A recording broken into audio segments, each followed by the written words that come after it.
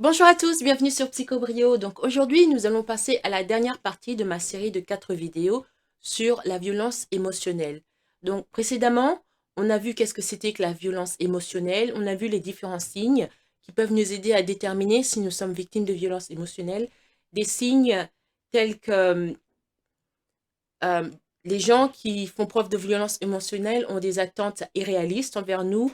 Ce sont des gens qui nous invalident et ils utilisent aussi le chantage émotionnel. Donc, il y en a beaucoup d'autres. Et aujourd'hui, nous allons donc passer, comme j'ai dit, à la dernière partie de cette série. Mais avant de commencer, si vous ne l'avez pas déjà fait, n'hésitez pas à vous abonner et aussi à cliquer sur la cloche de notification. Comme ça, vous serez informé à chaque fois que je télécharge une nouvelle vidéo. Donc, en ce qui concerne la violence émotionnelle, si vous avez affaire à quelqu'un qui fait preuve de ce genre d'attitude, vous devez d'abord éviter de vous engager. Ne vous engagez pas avec une personne violente. En d'autres termes, si un agresseur essaie de commencer une dispute avec vous, il peut commencer par vous insulter, il peut exiger des choses de vous ou il peut être enragé de jalousie. N'essayez pas de faire des explications, d'apaiser ses sentiments ou de vous excuser pour des choses que vous n'avez pas faites. Vous savez ce qu'on dit? On ne s'excuse jamais devant la foule. C'est pas grave que vous ayez raison ou que vous ayez tort, parce que la foule est contre vous. Le fait que vous excusez ne fait que exacerber leur haine à votre encontre. Donc, ne vous engagez pas avec une personne violente. En d'autres termes, si un agresseur essaie de commencer une dispute avec vous, eh bien, n'essayez pas de commencer à lui donner des explications. Oui, j'ai fait ça parce que machin, nanana. Ça sert à rien parce que dans la tête de cette personne, tout est déjà réglé. Vous êtes le méchant, il est le gentil. Point final. Peu importe ce que vous direz, ça ne changera rien du tout. Donc, vous devez vous éloigner simplement de la situation, si vous le pouvez, parce que s'engager avec un agresseur ne fait que vous exposer à plus d'abus et de chagrin. Peu importe à quel point vous essayez, vous ne serez pas en mesure de faire les choses bien à leurs yeux. Vous devez, bien sûr, une autre manière de vous protéger de ce genre de personnes, ça consiste à construire un réseau de soutien. Comment est-ce que vous pouvez construire un réseau de soutien? Eh bien qu'il puisse être difficile de dire à quelqu'un que vous subissez de la violence émotionnelle, parler peut vous aider. Parler à un ami de confiance, à un membre de votre famille ou même à un conseiller de ce que vous vivez. Ça peut aussi être un professeur, à quelqu'un à qui vous avez confiance, qui est mature. Des fois, ça peut être à la police, à un avocat, ça dépend de la gravité de la situation. Prenez du temps loin de la personne violente autant que possible et passez du temps avec des gens qui vous aiment et vous soutiennent. Ce réseau d'amis et de confidents en bonne santé mentale vous aidera à vous sentir moins seul et isolé. Ils peuvent aussi dire la vérité dans votre vie et vous aider à mettre les choses en perspective. Donc ça veut dire que vous devez travailler sur un plan de sortie. Donc on va parler un peu plus en profondeur de votre plan de sortie. Si votre partenaire, un ami ou membre de votre famille n'a pas l'intention de changer ou de travailler sur ses mauvais choix, vous ne pourrez pas rester dans la relation abusive pour toujours. Ce n'est pas sain pour vous. Cela finira par avoir un impact sur votre santé mentale et aussi sur votre santé physique. On en a parlé dans la deuxième vidéo de ça, quand j'ai parlé des problèmes. Par exemple, les femmes ont des problèmes avec leur système reproductif à cause du désordre que les hormones vivent. Selon votre situation, vous devrez peut-être prendre des mesures pour mettre fin à la relation. Chaque situation est différente. Alors, discutez de vos pensées et de vos idées avec un ami de confiance, un membre de votre famille ou un conseiller. La violence émotionnelle peut avoir de graves effets à long terme sur vous, mais elle peut aussi être un précurseur de la violence physique et de la violence, voire même parfois sexuelle. Donc, souvent les gens commencent à vous déranger mentalement, comme ça physiquement, vous ne pouvez pas vous protéger. Rappelez-vous aussi que la violence s'intensifie souvent lorsque la personne qui est la victime de la violence prend la décision de partir. Assurez-vous donc d'avoir un plan de sécurité en place si l'abus est grave. Comment rester fort mentalement quand quelqu'un vous gaze? Quand quelqu'un vous fait du mal? Une manière dont vous pouvez faire, c'est en vous assurant que vous avez un plan de secours. C'est-à-dire, vous savez que si vous devez fuir, vous pouvez fuir chez cette personne en particulier, chez un ami. Et cet ami est prêt à vous recueillir. Ou vous savez où se trouve la station de police, etc. Vous avez appelé les numéros de ligne directs qui vous donnent des indications sur la manière de fuir et de vous protéger, tout cela en faisant ça en toute sécurité. Parfois, les tentatives de traiter ou de réduire la violence émotionnelle peuvent se retourner contre vous et même aggraver la violence. Voici quelques tactiques qui ne sont que des moyens efficaces pour faire face à la maltraitance. Donc, il y a différentes tactiques. Ici, j'ai, disons, 4. Non, j'en ai 3 en fait. Donc, tactique numéro 1, vous ne devez pas vous disputer avec l'agresseur. Ça, c'est déjà clair, hein. Vous devez essayer de ne pas vous disputer avec l'agresseur parce que cela ne fera qu'entraîner de la violence. Il n'y a aucun moyen de parler avec l'agresseur parce qu'il trouvera toujours plus de façons de vous blâmer, de vous faire honte ou de critiquer. C'est quelqu'un qui peut aussi renverser la situation à son avantage. Donc, si quelqu'un vous agresse et vous essayez de raisonner avec cette personne, pensez pas que cette personne va accepter son tort, va accepter de dire « Ok, ce jour-là, je t'ai humilié devant tout le monde, je suis désolée, ce que j'ai fait, c'était pas bien. » Il va retourner la situation contre vous. Il va dire « Oui, mais c'est pas de ma faute. Regarde comment tu t'étais habillé. Je pouvais pas me taire, il fallait que je déclare. » Vous savez, ce sont des gens qui, dans leur tête, hein, ils n'ont jamais tort. Donc, ne perdez pas votre temps à essayer de les faire raisonner. Point numéro 2, essayez de comprendre ou de trouver des excuses pour l'agresseur. Il y a des gens qui font ça, ils essaient de comprendre, oui, cette personne me fait ça, mon papa me traite comme ça parce qu'il a survécu à la guerre et son père lui faisait ci, lui faisait ça. Mais imaginez si toutes les personnes sur Terre qui ont survécu à la guerre ou qui ont survécu à tel ou tel événement traumatisant ou tel événement traumatisant étaient des narcissiques qui ne veulent que du mal à des gens qui sont innocents. Ce serait la fin du monde, hein.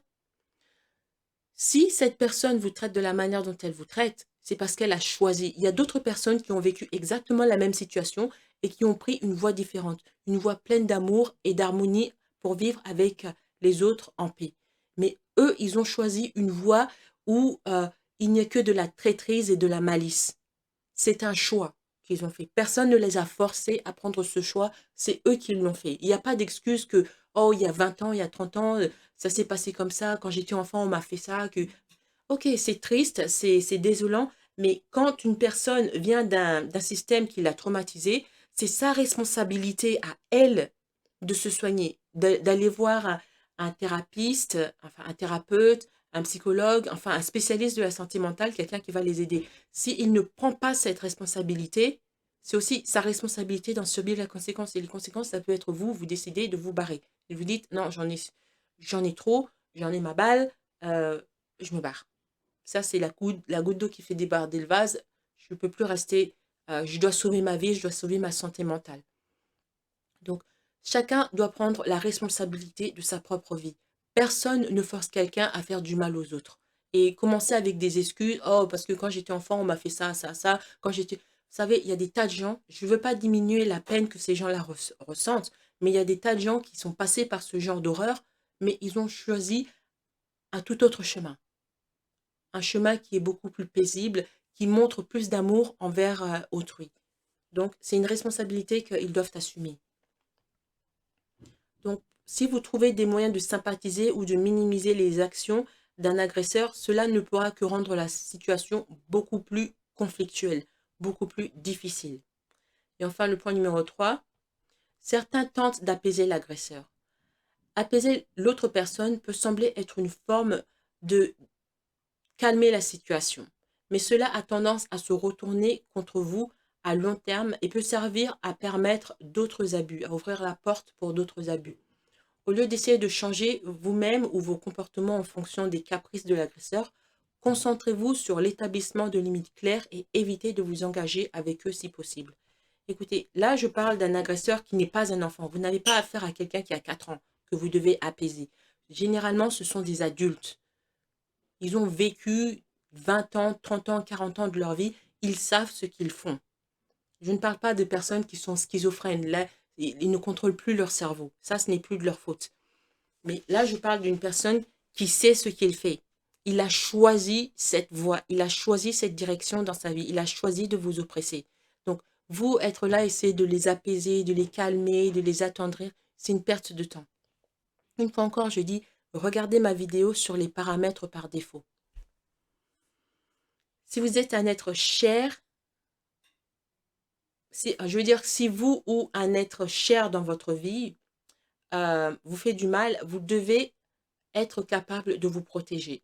Et l'une façon de rechercher du secours, c'est d'appeler les lignes d'urgence gratuites. C'est des lignes, enfin, pour trouver le numéro dans votre pays, il faut aller sur Google, hein, ligne d'urgence gratuite. Je ne sais pas si vous habitez à Montpellier, à Marseille, à Nice, au Québec, Yaoundé, Genève.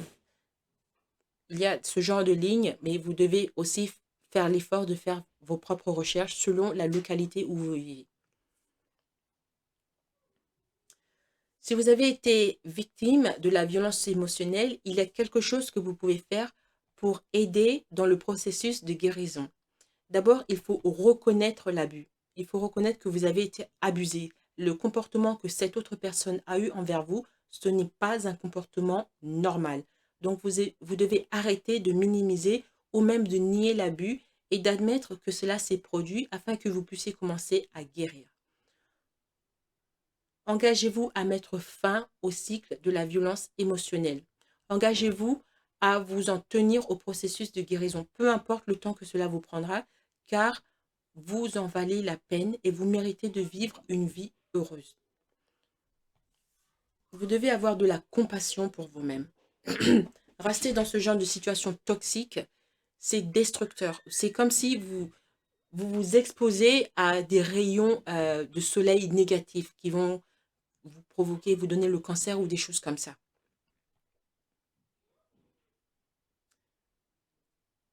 Donc, une manière de le faire aussi, c'est d'entrer en contact avec les personnes qui se soucient de vous et vous soutiennent afin qu'elles puissent vous aider à traverser cette période difficile. Vous devez demander des conseils. La psychothérapie peut vous aider à mettre fin à une relation émotionnelle abusive, en tout cas à prendre des perspectives, tout en fournissant des outils qui peuvent vous aider mentalement à prendre de bonnes décisions en ce qui concerne votre vie, en ce qui concerne votre situation en particulier. Vous pouvez aussi parler avec d'autres personnes qui ont été victimes de violences émotionnelles. Partager vos expériences avec d'autres personnes qui ont vécu la même chose peut vous aider à reconnaître que vous n'êtes pas seul, en vous donnant également accès aux stratégies qu'ils ont utilisées pour les aider à guérir. Enfin, vous savez que guérir de la violence émotionnelle prend du temps. Prendre soin de vous, c'est très très important. J'en ai parlé dans la 3e vidéo. Vous devez prendre soin de votre santé mentale. Vous devez protéger votre santé mentale comme si c'était un trésor extrêmement précieux. Parce que si votre santé mentale est détruite, à quoi ça sert de vivre? Je ne dis pas que vous devez vous finir, loin de là. Je dis, vous devez protéger votre santé mentale, comme si c'était un bébé précieux, ok? Donc, personne n'a le droit de vous abuser mentalement.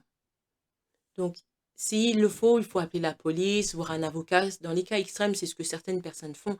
Mais d'autres personnes choisissent juste de quitter cette situation, de quitter cette famille, de quitter ce conjoint ou ce petit ami, etc. De changer de travail. Voyez ce qu'il en est dans votre situation, parce que chaque situation est un peu particulier. Vous voyez comment est-ce que vous pouvez vous sortir de cette situation. Demandez conseil à des gens à qui vous avez confiance, particulièrement à des professionnels de la santé mentale. Et surtout, comme je l'ai encore dit, c'était la 3e vidéo ou la 2e, prenez soin de votre santé physique. Ne vous laissez pas mourir. Dormez suffisamment. Le sommeil, c'est extrêmement important. On dit essaye de dormir 8 heures par jour. Certains disent 5 heures, 6 heures. Non, moi je dis 8 heures. Parce que votre corps a besoin de se reposer. Essayez de dormir 8 heures par jour.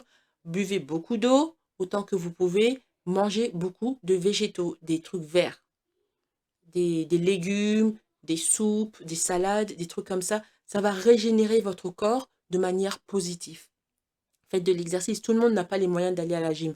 De l'exercice, ça peut être juste marcher pour aller à l'école ou pour aller au boulot. Si vous marchez 1 heure par jour, c'est de la bonne exercice, hein. C'est presque du cardio. C'est ça. Ou si vous pouvez vous permettre de faire de l'exercice à la maison, vous prenez YouTube, vous faites workout in 5 minutes et il y a des tas de vidéos, par exemple, workout in 10 minutes, in 15 minutes, exercice aérobique en 10 minutes, etc. Vous avez des tas de vidéos que vous pouvez suivre. Et voilà, faites vos propres recherches si vous pouvez. Si vous pouvez voir un professionnel, c'est encore mieux. Mais si vous ne pouvez pas, ben, à la guerre comme à la guerre, hein. Voilà. L'idée, c'est ne permettez à personne de vous blesser physiquement, mais aussi mentalement, émotionnellement. Ne permettez à personne de prendre cette liberté. Et vous devez traiter votre corps comme si c'était un objet précieux, parce que c'est ce que c'est. C'est quelque chose de très précieux. Voilà. J'espère que ces petits conseils vont vous aider. Si vous souffrez de violences émotionnelles, vous devez toujours vous considérer comme une personne précieuse. Il n'y a personne sur Terre qui a le droit de vous dire que vous ne valez rien. Il n'y a personne sur Terre qui a le droit de vous rabaisser. Vous êtes aussi précieux que le soleil et les étoiles. Vous êtes aussi précieux que l'herbe et la rivière. On a tous besoin d'herbe pour vivre. On a besoin de l'oxygène que l'herbe nous donne. On a besoin de l'eau que les rivières nous donnent. On a besoin des étoiles, on a besoin du soleil. Tous ces trucs-là, on les voit tous les jours, donc on se dit ça fait partie du paysage, ça n'a rien de spécial. Mais en vérité, le jour où il n'y en a plus, c'est la panique dans l'humanité. Parce que c'était extrêmement, extrêmement précieux. Et c'est la même chose pour vous. Vous êtes quelqu'un d'extrêmement, extrêmement précieux. Pourquoi? Parce que vous êtes un être humain et tous les humains sont précieux. Et vous pouvez, chacun de nous a des qualités, des dons personnels. Il y en a qui sont très bons en maths, d'autres qui sont bons en danse, d'autres qui sont très bons dans la lecture, d'autres qui sont... Trouvez quel est votre don, quelle est une chose que vous êtes bonne. Moi, je me souviens quand j'étais petite, les gens me disaient souvent que je lisais bien, que j'étais une très bonne lectrice pour mon âge. Bon, je ne sais pas s'ils disaient ça pour me faire plaisir ou quoi. Alors j'ai décidé, vous savez quoi, je vais créer une chaîne YouTube où je vais écrire des scripts et je vais lire les scripts. Bon, je suis un peu nerveuse, donc la lecture, c'est comme ci, comme ça. Mais bon, ben, je passe du temps que ça me plaît. Vous savez, je fais quelque chose qui est encourageant pour moi, qui me plaît, et j'espère que c'est aussi encourageant pour ceux qui écoutent. Donc, la même chose pour vous, trouvez quelque chose que vous êtes bon et travaillez dessus. Ça va vous faire du bien, voilà. Mais n'oubliez pas, je veux arrêter cette série sur les violences émotionnelles en précisant, en soulignant que vous êtes précieux. Pensez au ciel et aux étoiles, etc. Tous ces trucs-là, ça fait partie du paysage. Mais le jour où ça disparaît, c'est la panique chez l'humanité. C'est la même chose pour vous. Vous êtes extrêmement précieux. Donc prenez soin de vous. Prenez soin de vous mentalement. Prenez soin de vous physiquement. Voilà. Merci d'avoir écouté cette vidéo. Avant de partir, n'oubliez pas de vous abonner et de partager cette vidéo en ligne. Il y a sûrement quelqu'un que vous connaissez qui a besoin d'en savoir plus sur ce qu'il en est réellement des narcissiques et des problèmes de santé mentale. Si vous aussi, vous voulez me demander de développer un sujet sur les relations psychologiques qui vous intéressent, vous pouvez me contacter par le moyen de mon compte Buy Me a Coffee. Le lien est en bas. Merci et à bientôt.